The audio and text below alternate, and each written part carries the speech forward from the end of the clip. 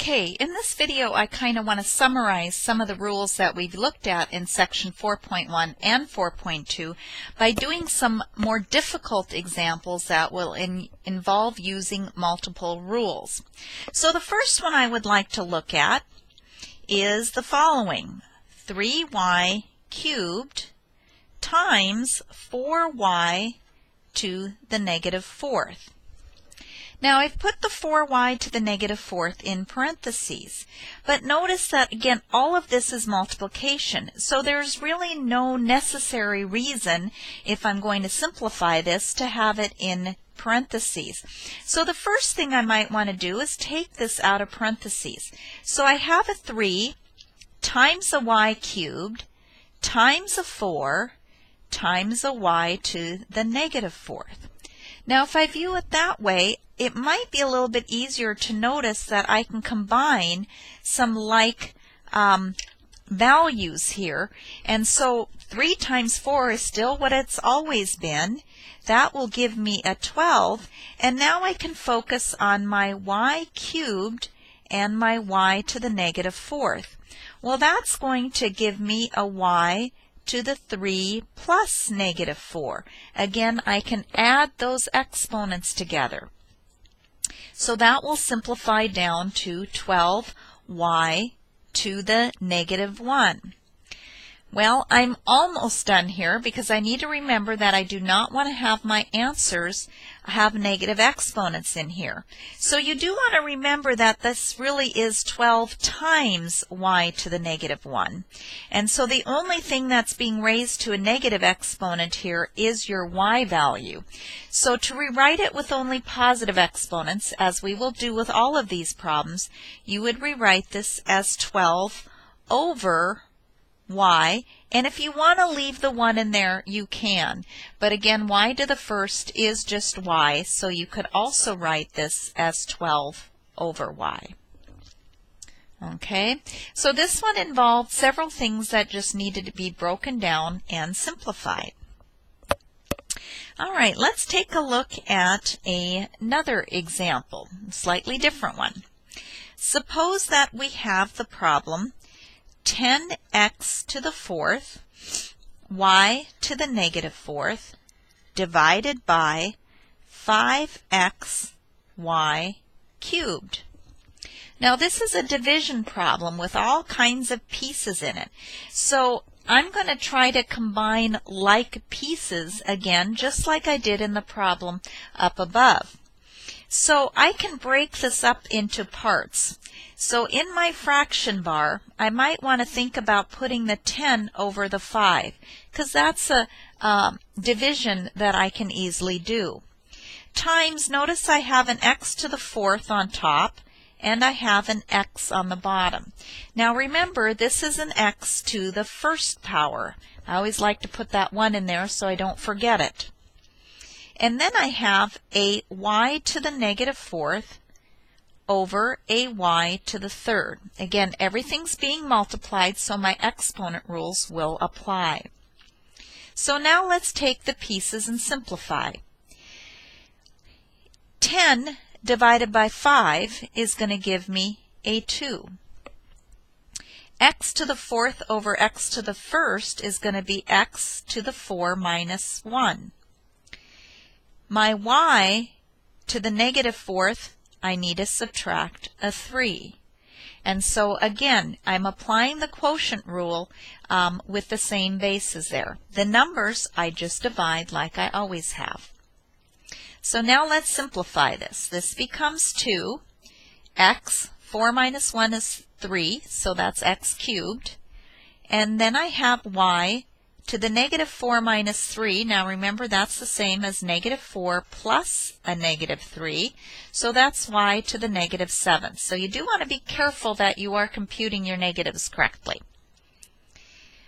Now, we do have a negative exponent here. And again, we need to make sure that we take care of that. Notice that negative exponent is only on the y. And if I think about this all being a single fraction, then I just need to move my y to the 7th to the negative 7th down to the bottom and make it positive. So my final answer here becomes 2x cubed over y to the 7th. And that's the only thing that moves down. Okay, so there's a problem a little bit more difficult that is involving the quotient rule. Now let's take a look at one that involves the power rule. So let's say that I have 4y to the negative 5 raised to the negative 2nd power. Whoops, let's move that up so you can actually see that. Okay, now you need to remember that inside here you do have a 4 times a y to the negative 5th. So the expanded power rule applies in that that negative 2 needs to apply to both of these parts that are inside the parentheses. So one way to solve this problem would be to take the 4, raise it to the negative 2nd, and take the y to the negative 5th and raise it to the negative 2nd. Okay? Now, in essence, this 4 to the negative 2 really is a 4 to the 1st. So 1 times negative 2 is negative 2. That's another way of thinking about it. But since I didn't have a different exponent there, I kind of do that calculation automatically. Now on the second one, I do need to make sure I multiply my exponents together.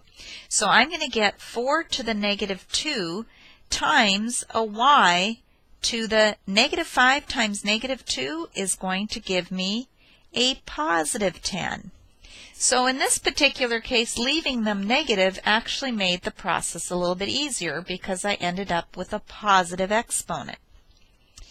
Now, what do I do with this 4 raised to the negative 2nd? Well, I don't want negative exponents, and they're hard to compute when they're on numbers. So we again use our rule of bringing down the negative exponents. So if I think about all of this being over 1, then when I rewrite it, I'm going to have y to the 10th over a 4 squared. And you will want to finish these kinds of problems off. If you can do the computation of 4 squared, you will do that. So this is going to become y to the 10th over a 16. And we have simplified this problem all the way. Again, we have only positive exponents. And again, that's the one thing that needs to be true in every single problem that you do. Now I want to do one that's just a little bit harder than this one. That involves a little bit more work, and then we will end for this session. So let's say now that, for example, I give you the problem x cubed y to the negative 2nd over z cubed, and we want to raise all of this to the negative 6th power.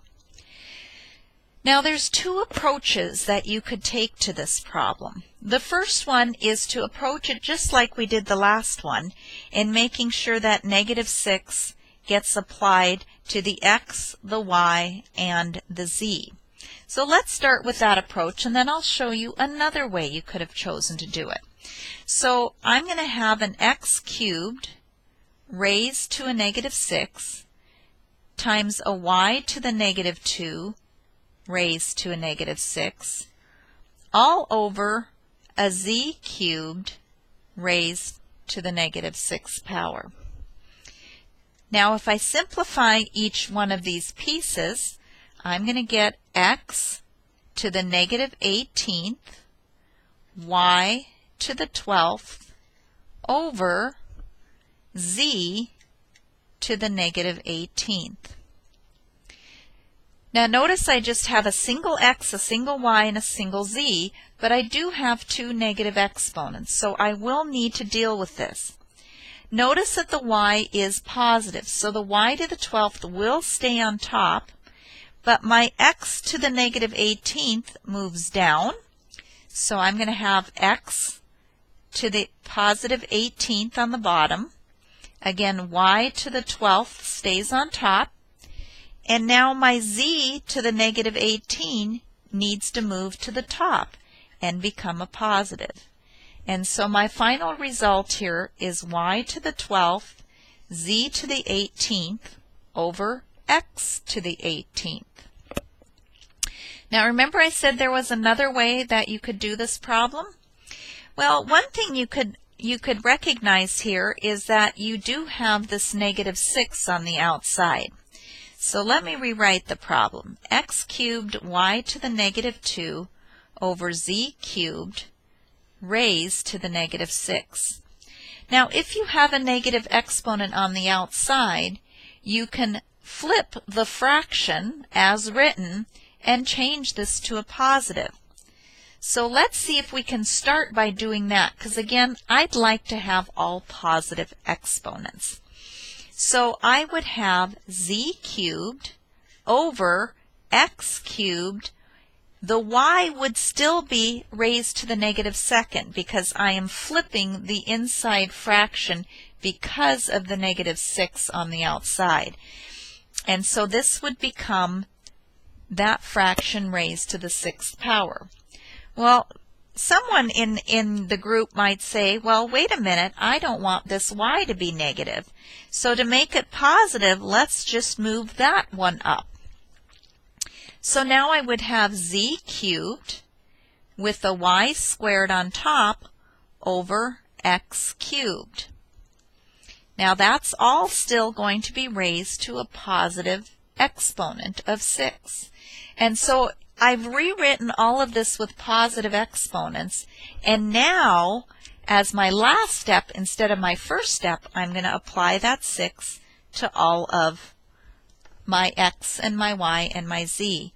So this is going to become z cubed raised to the 6th, a y squared raised to the 6th over x cubed raised to the 6th. And if I simplify that, I will end up with z to the 18th, y to the 12th, over x to the 18th.